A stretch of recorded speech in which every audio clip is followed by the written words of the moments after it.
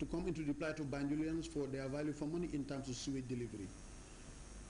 My other question is as regards to the 0% staff turnover.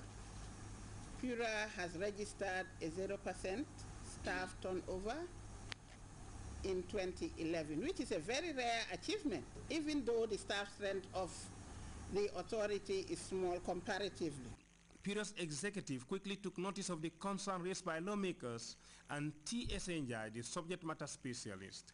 The recommendations are expected to go a long way towards helping the institution in its resolve to balance the interests of consumers and service providers.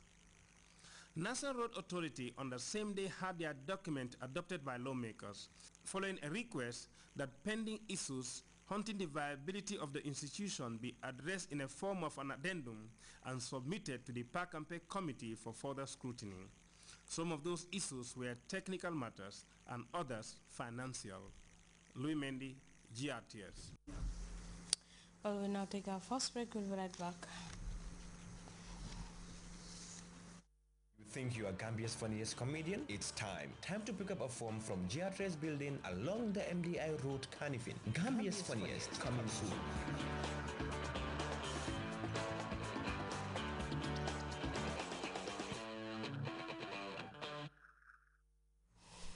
Welcome back to GRTS News. French President François Hollande has made a stop in the Senegalese capital Dakar in a bid to deepen ties between the two countries. And fresh clashes between supporters and opponents of President Mohamed Morsi have broken out in Egypt's Tahrir Square, and the worst ever violence since Mr. Morsi took office at the end of June. We have details of this and other stories in this African News Roundup. Turning a new leaf based on honesty and transparency when it comes to France-Africa relations, such is the ambition of French President François Hollande. He's currently on his way to Kinshasa to take part in the Francophonie Summit. On his way to the French Language Festival, he stopped off in Dakar. In the Senegalese capital, Hollande took a very different stand to his predecessor Nicolas Sarkozy, giving more importance to the African man. Respect is at the heart of his trip to Africa, which is his first to the continent since he was elected last May. The French president recognized the colonial errors of the past and the slave trade. On Friday, he even visited the House of Slaves on Gorée Island. Two youths suspected of being linked to Al-Shabaab are being held by Somali security forces in Mogadishu following neighbor tip-offs. The government says it has intensified its action against Islamist insurgents and that hundreds have been arrested. We have launched a massive crackdown. We have arrested 346 Al-Shabaab members in Mogadishu, and we've impounded 37 hand grenades, the F1 type, and other sophisticated weapons, ammunition, and pistols.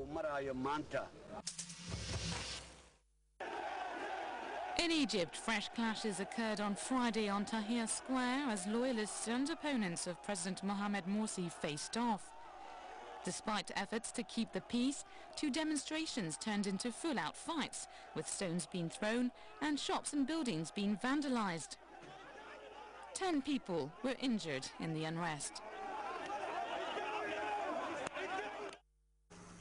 4 Nigerian villages have taken oil giant Shell to a civil court in The Hague for polluting land and waterways around their homes in the Niger Delta. The move, backed by a number of green institutions, came after Nigerians say they don't trust their justice system. But as we hear in the CFI report, oil giant Shell has denied any wrongdoing, saying the oil leaks were caused by sabotage. This week, 4 villagers from Nigeria were in the Netherlands at The Hague to formally file a complaint against petrol giant Shell. These farmers and fishermen from the Niger Delta say the Dutch company is responsible for polluting 3 villages. Their move has been backed by a number of green organizations as they no longer trust their country's justice system. And I never expected that the court will give room for the pressmen to come and witness what is happening. This situation, you hardly see it in my country, Nigeria. I am happy, and I know that justice will prevail. Shell has meanwhile denied any responsibility when it comes to polluting. It claims those responsible for the pollution are the thieves who illegally steal petrol by sabotaging their installations. The big problem in the Niger Delta actually concerns illegal refining and theft of oil. People steal oil from our installations, refine it locally, but discharge of a lot of additional product right into the environment. The villagers say that Shell hasn't looked after the 9,000 kilometers of pipeline and therefore it should pay for the cleaning up of the polluted sites.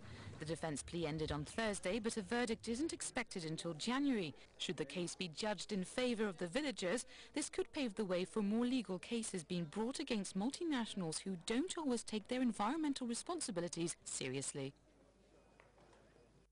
Syria has accused Turkey of lying as Ankara said it has recovered ammunition from the seas, Syrian plane en route from Russia. And the leader of the Hezbollah, Hassan Nasrallah, has claimed responsibility for launching an Iranian-made drone into Israel airspace earlier this week. We have details of this and other stories in this World News Roundup. Syria has accused Turkey of lying for claiming to have seized munitions from a Syrian commercial flight from Moscow. The plane was intercepted by Turkish fighter jets on Wednesday night. Turkey's prime minister confirmed that the Airbus 320 was carrying munitions. Russia's arms agency denied any knowledge of the cargo. Relations between Turkey and Syria have been strained since the death of 5 Turkish civilians from Syrian shelling over the border. The leader of Hezbollah, Hassan Nasrallah, has admitted that the drone shot down by Israel on October 6th was launched from Lebanon and manufactured in Iran. The Shiite leader said that the drone had flown near sensitive installations in Israel, including the Dimona nuclear site. During an inspection of the security barrier along the border with Egypt, Prime Minister Benjamin Netanyahu vowed to protect Israel's borders.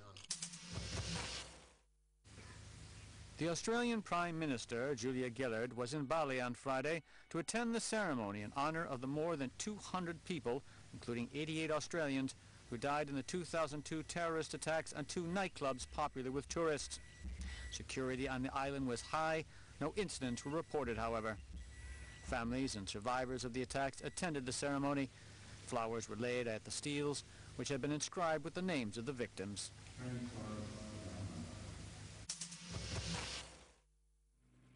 The Nobel Peace Prize has been awarded to the European Union for, quote, having transformed a continent of war into a continent of peace. The EU was born in the aftermath of the Second World War, when in 1957 6 countries signed the Treaty of Rome. Known as the European Community, the economic bloc helped to rebuild nations shattered by conflict. Over the next several decades, membership grew until it reached the 27 members of today, 17 of which belong to the Eurozone.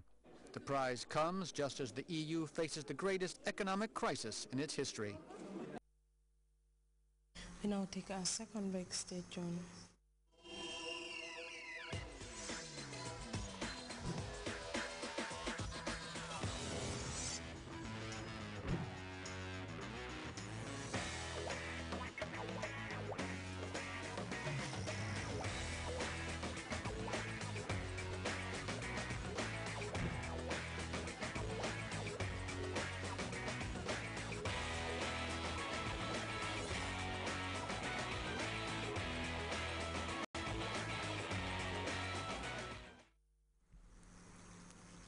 And before we go, a reminder of our headlines.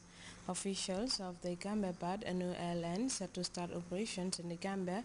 Friday called on President Jammeh as they set their sights on improving the Gambia's air travel industry. The Gambia Armed Forces Training School has graduated 109 personnel after undergoing a 2-month intensive program on an array of military drills and tactics.